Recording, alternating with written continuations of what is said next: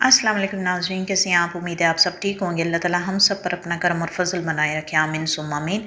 आज हम बातनी लताइफ़ के तीसरे लतीफ़ा के ऊपर डिस्कस करने वाले हैं। इस वीडियो को शुरू करने से पहले आप सबसे सेम रिक्वेस्ट है, चैनल पर अगर नए हैं तो चैनल को सब्सक्राइब कर दें, वीडियो को शुरू से लेकर आखिर तक देखें और वीडियो को लाइक ज़रूर कीजिएगा। Thank you so much.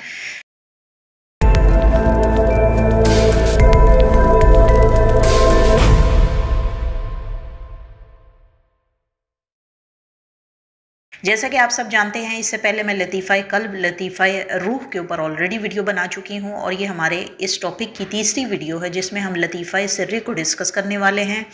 और लतीफ़ा सिर्री की तमाम ख़ुसूसियात से आप जो हैं आगाह हो पाएंगे और काफ़ी हद तक आप समझ पाएंगे कि इस लतीफ़ा की बेदारी के ऊपर किस किस्म के मराहिल और किस किस्म की इसकी खूबियों से हम इस्तिफ़ादा हासिल कर सकते हैं।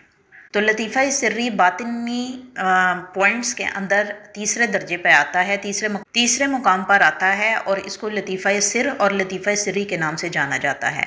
बातिनी लताइफ़ का ये तीसरा लतीफ़ा है।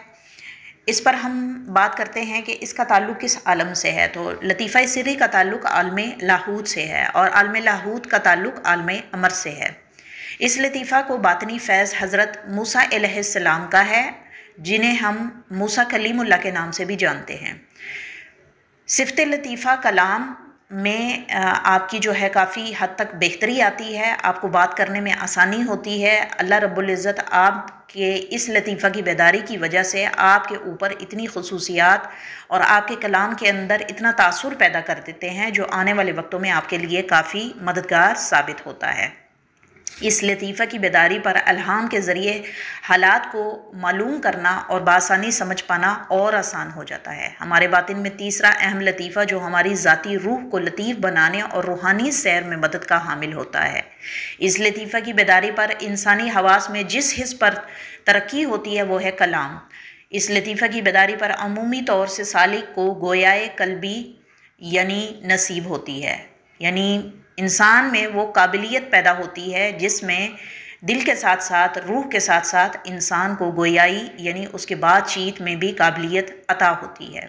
हक कलाम करना, हक बात करना, सच्चे झूठे की पहचान हो पाना बहुत आसान हो जाता है। इस लतीफ़ा की बेदारी से इंसानी हिस्सों के साथ साथ सालिक ज़ाहिरी इबादत के अलावा कुरान और सुन्नत के मानी को समझने लग जाता है। इस लतीफ़ा की बेदारी से सालिक में क़ुव्वत कलाम को आला मुकाम नसीब होता है। इस लतीफ़ा की बेदारी से सालिक में कलाम इलाही को समझना और बयान कर पाना और आगे आसान लफ्ज़ों में पहुँचा पाना और आसान हो जाता है। यानी इस लतीफ़ा की बेदारी से इस इंसान के बात करने का अंदाज़ ऐसा होता है कि इंसान ज़ाहिरी तौर पे भी इस तब्दीली को अपने अंदर महसूस करता है कि वो किसी से बात करे तो ऑटोमेटिकली उसके अंदर ये क़ुव्वत पैदा हो जाती है कि उसने किस मौका पर कौन सी बात करनी है। इस लतीफ़ा की बेदारी से ऐसा बंदा अपने कौलो फ़ेल का पक्का ज़रूर होता है। मैंने अपनी पुरानी वीडियो के अंदर भी ये बात बताई थी। तो इस लतीफ़ा की बेदारी से इल्हाम में दर्जा बदर्जा कामयाबियों के मनाजिल तय कर पाता है। यानी जब सालिक को किसी भी किस्म का इल्हाम होता है तो वो उसको समझ पाने की काबिलियत जो है काफ़ी हद तक रखता है कि उस इल्हाम का मतलब क्या बनता है।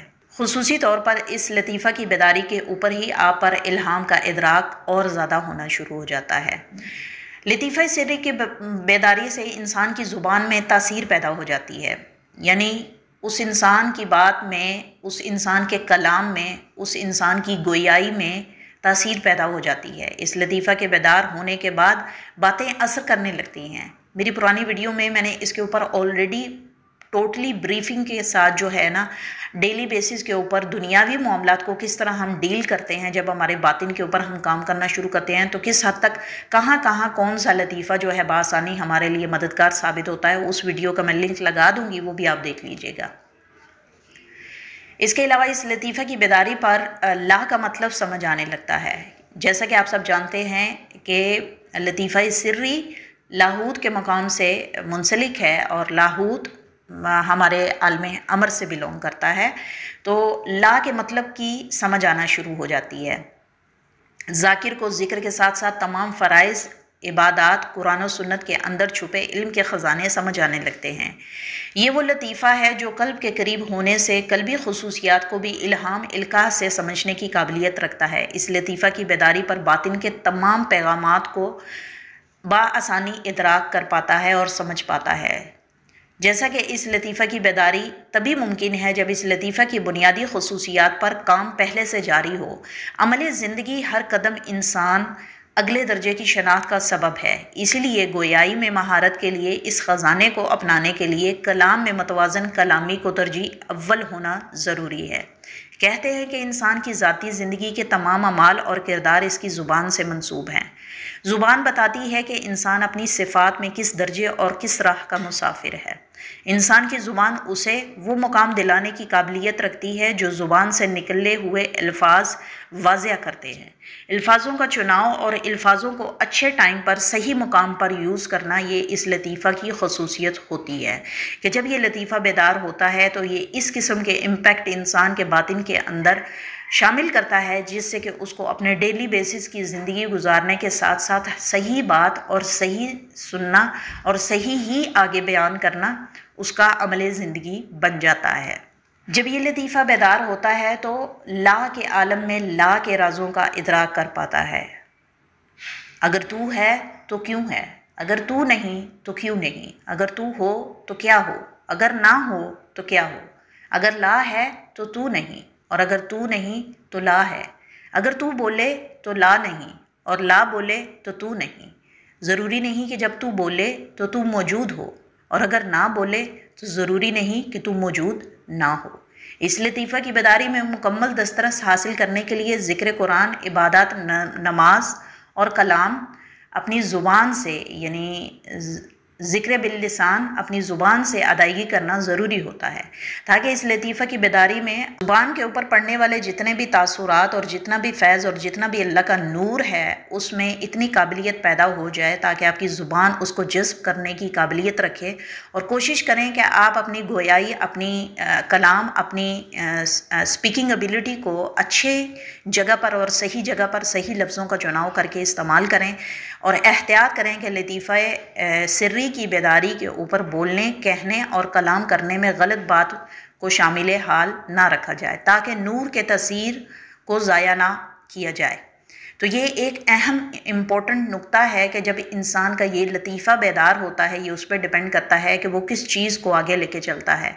अगर नूर अल्लाह का होगा तो यकीनन उसके कलाम में असर और तसीर पैदा होगी और अगर नूर अल्लाह का नहीं होगा तो यकीनन उसकी ज़ुबान से शर ही निकलेगा। तो ये एक सिंपल सी लॉजिक है, सिंपल सी एक नुक्ता है जिसको अगर समझ लिया जाए तो इंसान को समझ आ जाता है कि आपके बातिन पर किस नूर का गलबा है और कहाँ से आपको फैज़ मिल रहा है और किस तरह आप उस फैज़ से मुस्तफ़ीद होते हुए अपने आप को करेक्ट करते चले जा रहे हैं। मैं उम्मीद करती हूँ कि आज की ये तीसरी वीडियो जो लताइफ़ के ऊपर मैंने बनाने का इरादा किया है कि हम इस टॉपिक के ऊपर डिटेल से 1 बाय 1 वीडियो के अंदर बात करेंगे, ये काफ़ी हद तक आपके लिए आसानी का सबब बनेगी। मिलते हैं अगली वीडियो में नए टॉपिक के साथ। तब तक के लिए आप सबसे इजाज़त चाहूँगी। अपना ख्याल रखिएगा, दुआ में याद रखिएगा। Take care. अल्लाह हाफिज़।